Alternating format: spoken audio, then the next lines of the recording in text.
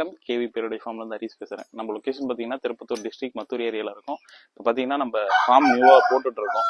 Form பார்த்தீங்கன்னா ஃபுல்லாக 90% work முடிஞ்சு. இப்போ பார்த்தீங்கன்னா நம்ம ப்ரீடிங்காக சேவல் ரெடி பண்ணி வச்சிருக்கோம். மொத்தமாக பார்த்தீங்கன்னா நம்ம கட்டுத்தரையில் எப்பயுமே 10 சேவல் இருக்கும். இப்போ ப்ரீடிங்க்கு போகிறது பார்த்தீங்கன்னா பட்டாக்கொண்டையில் டை பிளாக்ல சேவல் போட போகிறோம். வாங்க எந்த சேவல்னு பார்க்கலாம்.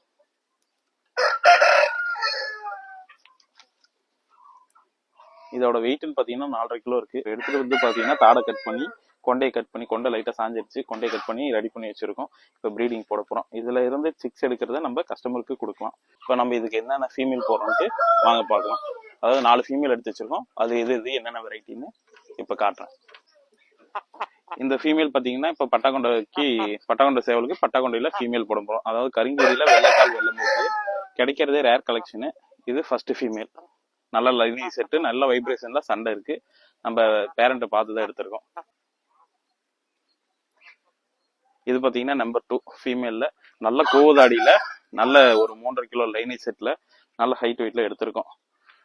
இது நம்பர் 2 ஃபீமேல். இது பாத்தீங்கன்னா நம்பர் 3. அதாவது பாத்தீங்கன்னா பட்டாக்கொண்டையில நல்ல கோவதாடி செங்கருப்பு ஃபீமேலு, ஒரு 2.5 கிலோ சைஸ்ல இருக்கு. இதுதான் கன்னி விட ஃபர்ஸ்ட் பேட்ச் வச்சா நல்ல லைனேஜ் செட்டு தான். நல்ல கோவதாடியில பட்டாக்கொண்டை வேணுங்கிற நண்பர்கள் கால் பண்ணுங்க, சிறந்த முறையில நம்ம பண்ணி தரலாம்.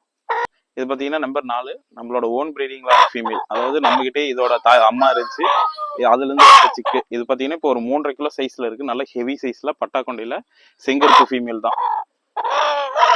இதுல இருந்து நம்ம ரிசல்ட் பார்த்துருக்கோம். இது கூட பிறந்த சேவலா ரிசல்ட் பார்த்துருக்கோம். நல்ல வைப்ரேஷன்ல நம்ம மங்களூர் கொடுத்துட்டோம். இப்போ வாங்க ப்ரீடிங் ரூமை பார்க்கலாம். நம்மளோட ஃபர்ஸ்ட் ப்ரீடிங் ரூம்.